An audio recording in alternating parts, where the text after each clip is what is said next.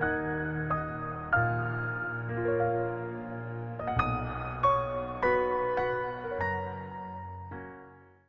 and welcome to Epiphytic Cacti. I wanted to talk about this lovely unknown hybrid. Now, I know that a lot of people are probably like, what are you talking about, unknown hybrid? That's Ackermannii. You know, I kind of see these guys floating around an awful lot, where anything with this kind of, you know, particular flower shape, it's very particularly vibrant red, kind of a medium-sized flower, and there's something interesting about the flower tube we'll kind of look at in a little while, and even the buds. You know, they're very short and they're very red even when they're budding. And I think everyone calls them, you know, an Ackermannii hybrid or Ackermannii, but there's a couple of problems with some of that. There's a Disocactus ackermannii species. To have the legitimate species is extremely rare. And apparently one of the most obvious traits about that species is that all of its branches are flat. So it doesn't have any three-angled branches. Now there's a couple of different Ackermannii hybrids. For me, it's more like this is an unknown. There are also other species that do resemble Ackermannii. Believe it or not, I hunted for a plant that was very similar to this plant for years before I finally found one. I bought it knowing that it wasn't like a named hybrid. Technically, it shouldn't have been the hardest hybrid to find. There are a lot of them out there that look very similar. I have other plants that have very similar flowers, but the growth is strikingly different. What it was about this one particularly was the branches. It will get very long, beautiful cascading branches. They're very thick. The branches, they're like thicker than a lot of other Epiphyllum branches, and the areoles are always very intensely furry and very prominent. And it has spines, but very few. They're very soft. So that is kind of something that this hybrid I desperately wanted for the growth, as well as there is nothing like that kind of just pure solid shade of red. And it is a pure vibrant kind of red. It also blooms for me both in the spring and in the fall.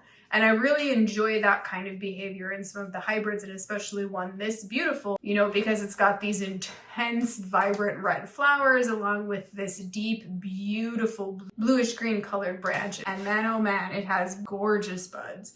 This is one where the buds have a tendency to open and kind of look like roses before they fully open, and the buds, unlike a lot of other hybrids, the buds are actually very short, squat, and they're very red.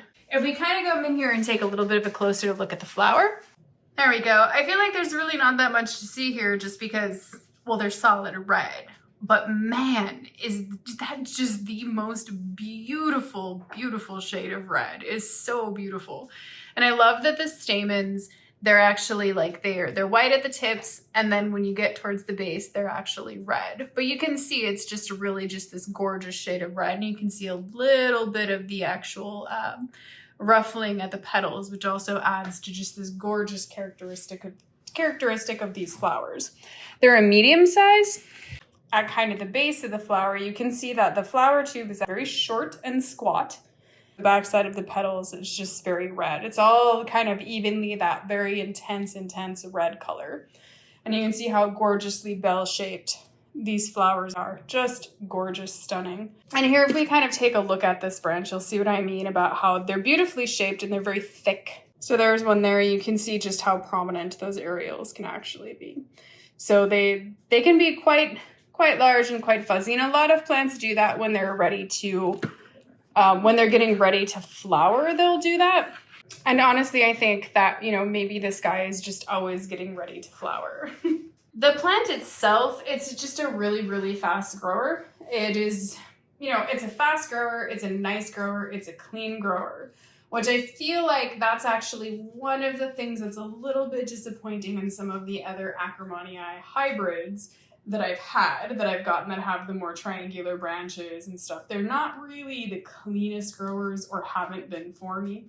Most of them seem to have some kind of, you know, issue, but it's also one of the easiest easiest hybrids that I've had to bloom, and is a easy bloom, reliable bloom, easy care, considerably easier than most, at least in my personal opinion. I hope that you've enjoyed this mysterious hybrid as much as I have. Thank you for watching, and happy cacti growing.